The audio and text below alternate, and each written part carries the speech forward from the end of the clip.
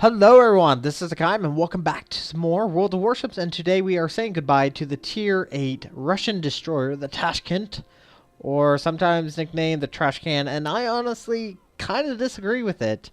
I really do enjoy the Tashkent. I like the Kiev. I think I do have a better job with the Tashkent compared to the Kiev. At least that's my opinion. I did enjoy the Tashkent. Probably major benefit is the torpedoes, but let's quickly look at the stats. She is fully upgraded. It's probably been some time since you've last seen the Tashkent. I've been just currently working up, trying to get the money for it, but I have the money in for it now. So let's quickly look at the stats. Survivability, 19,600. Armor, yeah, what do you expect? The armor is a destroyer. I don't know why I keep doing this every single time. Artillery, you have 3 dual 130 millimeters with a range of 13.9 kilometers. Reload time is 4.5 seconds. Turn time is slow with the 14.8 seconds. So whenever you're facing American destroyers, you do not want to be very close to them because they can very easily outmaneuver you with your slow gun turrets compared to theirs. HE damage is 1600. AP is 2500. The fire chance on the high explosive is 8%. And if you ever see a cruiser or a battleship, or actually that's pretty much, or even a carrier, I guess, use your AP if you've already set them on fire or if they are on fire, because your AP can do a pretty good job dealing damage. Once again, range is 13.9 with a shell velocity of 800 meters per second. Torpedoes, you have 3 triple torpedoes of 533 millimeters. Reload time is 70 seconds. Range is 8 kilometers. Turn time on the torpedoes is quick, 6 seconds. They are central mount, so you can always face them either port or starboard. Max damage is 14,400, and detectability range by sea is 1.1 kilometers. So they are decently quick. Speed on them, I believe, is 55 knots. Okay, they're not that quick, but they're somewhat quick. So, and they do a decent amount of damage. Now, our AA defense is okay, I guess. It's not the greatest in the world. You can shoot down planes, but more than likely you'll get hit by dive bombers and torpedo planes before you can get one. And probably when they're flying away, you'll actually get one. Maneuverability, she is probably the quickest destroyer in the game. At max speed, right now, this does have the max boost. So if we go take that off, let's go take this off real quick. Drops it down to 42.5. Probably one of the quickest. So once you have this on it, and then also, sorry, not that, this, the Sierra Mike, she is probably one of the quickest destroyers in the game. And then if you have the engine boost, you can get up over 48.1 knots. Very quick. But the turning circle radius is 730 meters. So very wide turning circle radius. Rudder shift time is quick. And definitely you need to upgrade the rudder shift time because this can come back and bite you in the butt. Trust me, I've died to torpedoes because my rudder shift was very slow. Detectability by sea is 8.2 kilometers and range is 4.5. So yes, Russian destroyers are not known for their stealth, but how I'll be basically taking my Russian destroyer is I don't care about stealth. I will take it when I can, but honestly, my captain, once he gets the 4th skill, I'm getting Demolition Expert, so I can increase the fire chance by 3% instead of going for the decreased detectability or Concealment Expert. So modules, like I said, one, probably when you get the Tashkent, you want to go for the Mod 2, and then go for the B-hole, and then the torpedoes. That is what I would recommend, because without the range buff, you get 10.5, and depending on your captain, if you do have advanced firing training, will increase it to 13.9. So definitely very useful, lets you keep long range, kind of in the back with the cruisers. So do get that first, then the torpedoes. That's what I would recommend. Mods, I went for main armaments mod 1. Went for the aiming system, make my shots more accurate. Went for propulsion modification 1, so I can quickly stop and accelerate. Does definitely help with the ship. Propulsion modification 2, or sorry, propulsion modification 2 increases or reduces the time to reaching full power when accelerating. Got those backwards. Sorry, this one prevents my propulsion from being damaged. So that is why I went for that, so we can always keep moving, and that's usually what you want to be doing. Now, I did go for concealment modification 1 to reduce my range by 10%, I think is what it said. It does help a little bit, just so you're not instantly detected, so that's why I went that way. But other than that, let's go ahead and see you guys in the replay. See you there. Hello everyone, this is Hakaym and welcome back to the last replay with the Tashkent, and I am going to miss this ship. This ship was fun, and do not listen to what anyone says that the Tashkent is a trash can. It is not. It is a fantastic ship, and we are playing on estuaries. On our team, we have a Colorado, Gneisenau, New Mexico, Bayan, Fuso, Otago, 2 Yorks, Bajani, Tashkent, Sims, not Kims, Berget, and on the enemy team, there is a Gneisenau, Schonhorst, 2 Arizonas, Fuso, Hipper, Stors, Nuremberg, Bajani, Benson, Leningrad, and a Blishkovica. And yes, we are taking her out, and I am going to miss this ship. This ship was fun. Probably not my best moneymaker. I will have to say that because I generally use premium consumables on this ship, and so I do not make a lot of money most times, but it's still a fun ship all the same. So we did move over to D, and we're gonna start capping it, but we are detected because we are a Tashkent, and the Tashkent does not have very good detection. Now, Leningrad does pop up, and Leningrad is a Russian destroyer. It is a premium, I believe. I'm trying to think what tier it is. It is a tier 7. So, a little bit different from what the Tashkent and the Kiev are. It has single turrets, and he did pop smoke, and we are being detected by another ship. Now, we do know it's not the Hipper or the Fuso, so it must mean there's probably another destroyer around. Now, I'm going to try to use this island as a cover, kind of help with from being detected, also would help not to be hit, so we are no longer going to be detected at the time being. And yep, there is a Benson off to our left hand side who is currently taking pot shots at us, but we should be fine.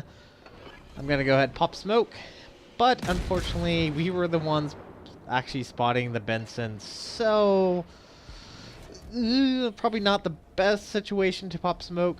I was hoping to use the smoke to open fire on that Benson, but unfortunately I was just the only one spotting him. So instead I'm going to use the Tashkent's speed, and the speed on the Tashkent is extremely quick. One of the quickest, if not the quickest ship in the game. I think even the Udaloy is slower. I don't know. I'm trying to think how quick the Haberdoshk is. Now, I might be entirely wrong, but like I said, Tashkent is probably one of the quickest ships there are. So, taking shots at the Benson, he did lose his engine, but that also means he's going to be moving out of the smoke. Now, losing an engine, especially if you do not have last stand, means that you won't actually reach 0. Your engine kind of keeps moving.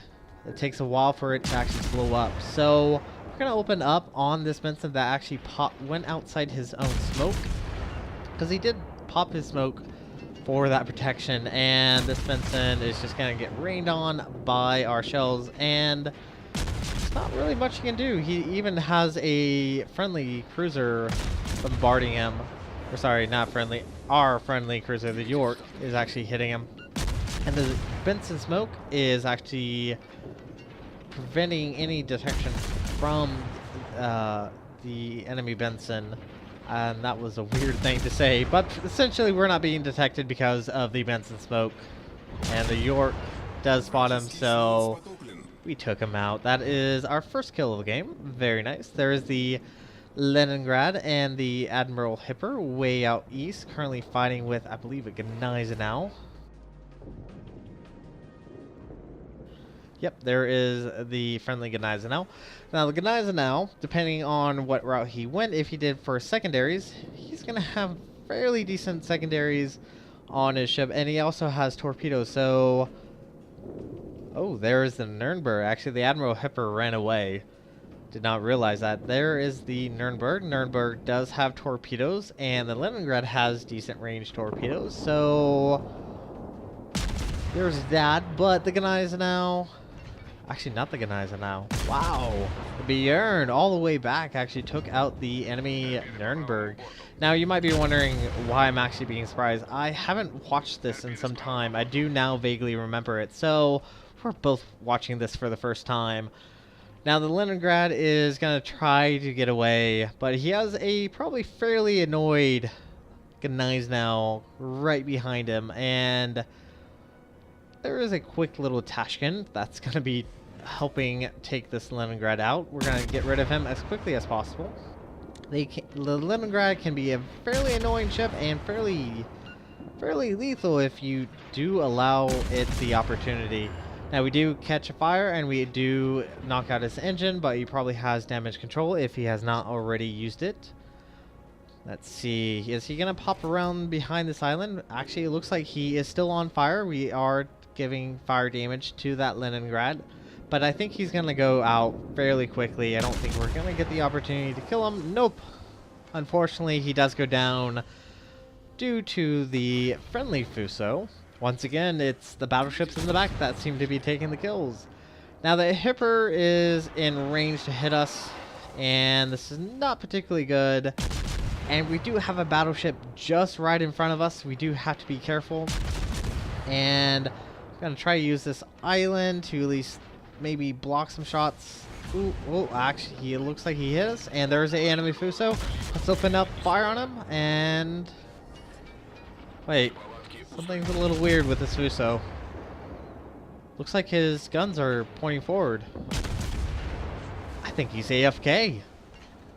You have a AFK Fuso sitting in B, well within my 8-kilometer torpedoes, and the Tashkent has 9, and they're not bad. Once you get them upgraded for that additional range, they are pretty decent and do a fair amount of damage. Now, they are a lot slower than American or Japanese destroyers, so don't expecting a easy kill. They're more of kind of a last resort, if not ambush, like previous American destroyers. But they do a significant amount of damage, as you will see on this Fuso. Now, the Fuso has taken quite a bit of damage. We set him on fire, and it looks like he's probably going to take at least 4 torpedoes. There we go. 2, 3, and there we go. We took out the enemy Fuso. Now, the team is fairly even. We are 1 ship ahead, which is good. And since the Fuso is no longer there and the Admiral Hipper pretty much is running away, that we can actually get into B and possibly start capping it. Now, we do have a enemy Bajani who is moving towards B and has currently spotted us. And we have armor piercing all set up and loaded. Now, unfortunately, we can't sit back and relax. We do have to keep moving because we do not have any smoke, but a broadside Bajani showing a Tashkent is going to take a lot of bit of damage. Now, he looks like he did actually took a Citadel from a friendly battleship. And yeah, the Bajani has had it. He's probably like, I'm going to get out of here as quickly as can. Now, the Bajani does open fire at us. And oh, can we take out this enemy Bajani before he can actually land a good hit? It looks like the Admiral Hipper is joining in, which is unfortunate. Now, if we can just get behind the island on the east, we should be fine from the attack from the Admiral Hipper. But we also have a Stores firing long range at us, and oh, this could be very bad if we get either stuck or blindsided. But fortunately, a friendly takes out the enemy Bajani, which means we are no longer going to be detected and we can begin capping B. And there is the enemy Stores. The Stores is actually a fairly good Russian cruiser. Probably one of my more favorites. I actually enjoyed the Stores. The Bajani was okay, but the Stores and the Chapyev have so far been one of my more favorite Russian cruisers. And we're just gonna continue firing on the Stores. Now, we probably could fire a P. It would be a little bit better if... Oh, wow. Did you see that? The enemy Stores just got annihilated by the friendly New Mexico. The friendly New Mexico is doing a fantastic job. He already has 2 kills and taken out pretty much almost every enemy we've been shooting at. Now, the enemy team is not doing a very good job. They have lost B, they have lost D, and they are all, mostly for the most part, down at C and are currently fighting off our friendly battleships. But I think we're gonna win just due to points because they've lost so many ships and we've had at least 2 points to their 1 for some time now, and there's not really much they can do. We're just gonna keep barraging away at this Arizona. Hopefully catch a fire. Now, I will have to say, if you are going up the Russian destroyer line, I would recommend either getting demolition first, because starting fires are going to be your bread and butter. That Arizona is going to go down. Yep, there goes the Arizona. Because I went for advanced firing training, which increases the range. As you can see, the range on the Tashkent is 13.9 kilometers, which is really nice because you want to be kind of keeping your distance and firing those long-range shells because your arc trajectory is pretty good. But yeah, you could probably go for demolition expert first. That's what I would recommend. But I think this is actually going to be it for this replay because all that's left are the Hipper, the Scharnhorst, and the Arizona. And we are sitting at 981. This game is going to end very, very quickly. Especially if we have a ram. That would be fantastic. But the Scharnhorst is just going to get pummeled away. Yeah, he's going down very quickly.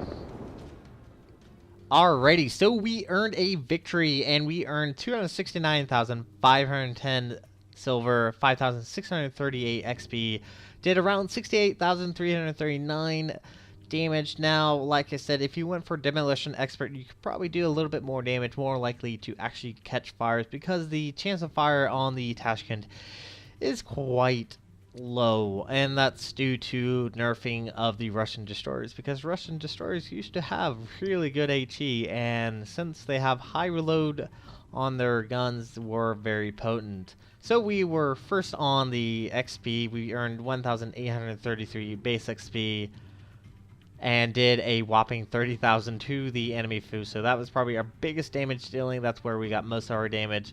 Like I said, Tashkent is pretty good. Fires are going to be your bread and butter, but armor piercing is really decent. As you saw there, whenever I was facing a broadside battleship or cruiser, fire 8 AP, because you will do really good damage and really chip away their health because your guns fire at such a high rate that your DPM is fantastic. So after everything is said and done, 176,590 silver got back. Now you can see where my spent money was. Now, partial amount of that was due to the 3 premium consumables that I use, and other sections were due to the repair and the ammunition. So you can lose money on this ship if you do not do a lot amount of damage. But other than that, we are going to say goodbye to the Tashkent. I will miss you. You're a fun ship to have.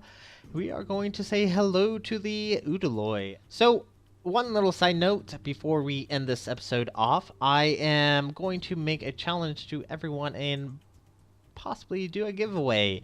Yes, I am planning on doing a giveaway if I can get up to 500 subscribers. So I will be looking through comments. I will be looking for my subscribers and picking a lucky person at random. So, and I will decide on the gift when it comes. But if you guys can help me get up to 500 subscribers, I would very much appreciate it. Share the video, show your friends, help me out here, and I would very much appreciate it, and I will do a giveaway if we can get up to 500. That would be awesome. But other than that, if you like what you saw, hit the like and subscribe button. You guys have a great and fantastic day. Zai Jin.